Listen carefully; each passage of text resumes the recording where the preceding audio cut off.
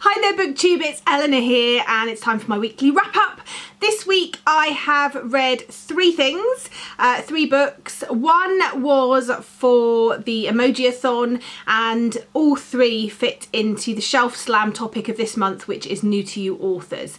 So let's talk about the first one. And that is the Emoji-a-thon. This was for the Emoji Hipster, which is sort of a book that you haven't heard much talked about. And me and Janet picked Summertime by Vanessa Lafay. This is one I've had on my shelf for a long time. I think I picked it up in a charity shop. I hadn't heard much about it and I was interested in the story. So basically this is set in Florida.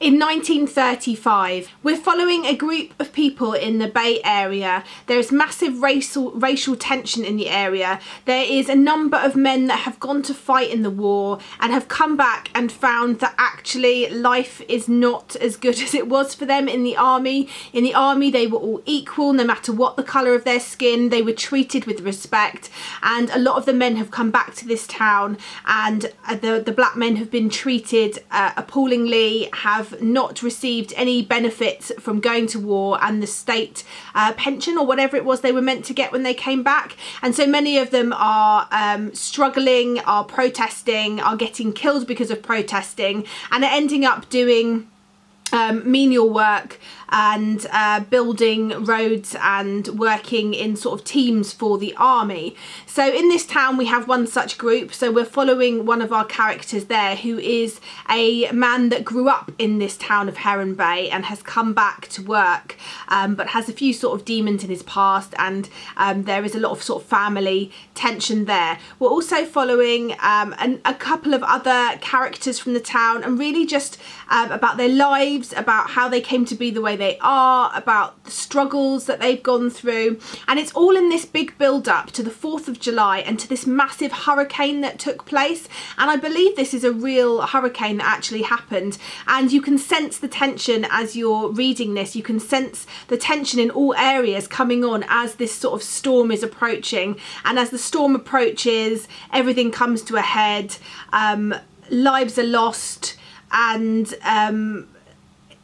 everyone's storyline just sort of comes to this ultimate tragic sort of climax, and then we see the aftermath of that. And it was a really good read. I really enjoyed it. It was a really fast read. It really made me want to go back and read books like The Help, and to find other books set in the South, set in Florida, set in this time where there was like this racial tension. And I'm really interested in reading some more, so if you've got any recommendations, let me know. But I gave this one 4 stars. Next, we pulled out of the Emoji-a-thon jar a book that was set in another country. It's The Plain Emoji. It's a book set somewhere else other than where you are, and we picked out Chlumsky Heights by Lionel Davidson. I didn't know much about this, but I'd heard it was sort of a fast-paced thriller type book, but from closer inspection it was more of a sort of espionage story, and I read the first 40 pages and it just wasn't for me. I wasn't feeling it. I was feeling slumpy. I could sense that this wasn't going to be a good book for me, so I actually DNF'd this one. But I think Janet is going to try and read it at a later date, but it just wasn't for me. So I tried it, it's off my shelf, but yeah, not one for me. So then while me and Janet took a little bit of a break from Emoji-a-thon buddy reading, we're picking that back up today with the next book which we picked out, which is Fishnet. And also because I'm going away glamping this weekend, bit scared.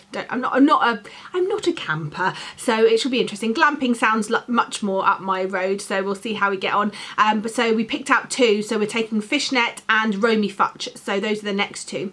But while we were taking a break from that this week, I decided to pick up some NetGalley books because I've had quite a few for ages that I needed to get to.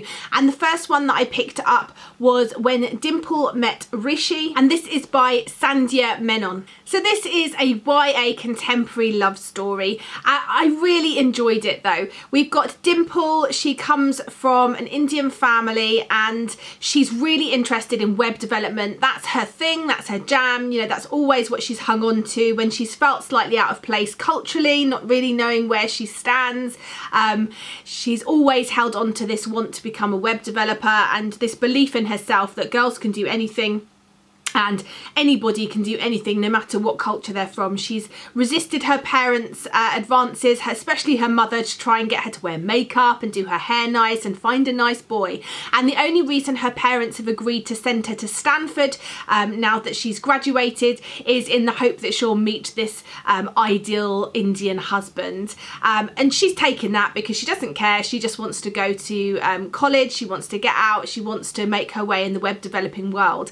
So she's about to go off and do that, but she's got the summer break, and throughout the summer break there's this summer program, and it's in order to create an app. It's like an app development program. It's really like well thought of. There's some really famous sort of developers going to be there that are going to be helping, and it's sort of a competition, and if you win you get to have this app developed with the help of one of the you know, the previous winners, someone that's really inspiring to Dimple. And so she decides to try and get her parents to let her go to this. She ends up going, and the other person that we are following in this is Rishi, and he is the same age as Dimple. He's about to go off to college too. He's going to MIT. He's going to do like a business degree course, and his parents want him to be this, you know, the perfect Indian son. It's all he's aspired to be, and he does believe in a lot of their thoughts. He's seen their arranged marriage work, and so when they say to him that they've got this girl in mind,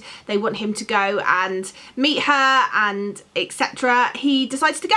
And you can probably guess who this person is who doesn't know about what's going on, and the story progresses from there. And I won't say any more because it's fun as it unravels. It was really fun, it was really sweet, it was really exciting. It reminded me very much of Born Confused, which I really enjoyed. So if you enjoyed When Dimple Met Rishi, you should definitely pick up Born Confused, and that's by Tanuja Hidayat Desai, and there is a sequel out now called Bombay Blues, which I can't wait to read, and I will do soon. But it was really good. I recommend this one. It's just real, you know, it's girl power. It's a really fun, sweet love story. It's standing up for what you believe in. It's meeting people halfway. I loved it, and I gave it 4 stars.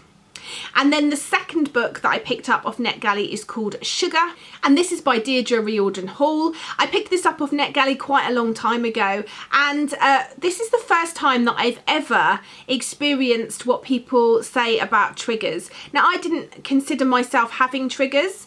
There's nothing that I've experienced in my life that I felt like I would find a triggering experience, but this was a really hard read for me.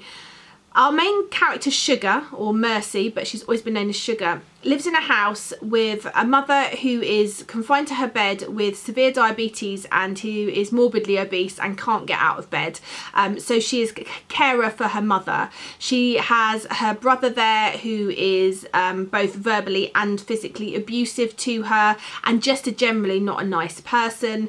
She eats for comfort. She eats to fill that emotional hole, and I really understand that. I understand that feeling, and it was really difficult to read, and really, but it was really important for me to read because it reaffirmed to me that I'm not the only one that goes through these things, and also that there is ways of dealing with it and ways out. And obviously I'm not at the stage where Sugar is, and I'm older and I feel like I've gone through some of this, but it was a really interesting look into someone that suffers from emotional eating. And the story progresses. She meets someone who becomes a friend and helps her to realise her potential, to realise what she wants, to realise that she's worth something.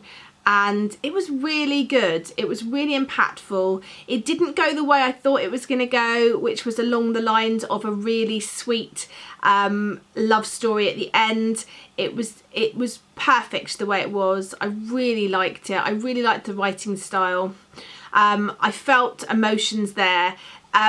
And I really enjoyed it. And I might have given it 5 stars had it not been for the subject matter, which sounds stupid, but because it was such a difficult read, I can't say that it was an enjoyable read, because I really was feeling sick, a little bit sick the whole way through.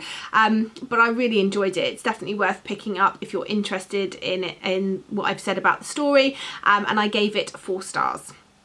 So that is what I've read this week. What have you all been reading? I'm picking up, as I say, Romy Futch and Fishnet to read with Janet this weekend, and I'm currently a couple of pages in, but we'll be continuing with The Names They Gave Us by Emery Lord, which has got great ratings on Goodreads, so I'm really hoping it's one that I'm going to enjoy. Anyway, that's it from me, and I look forward to speaking to you soon. Bye for now, BookTube.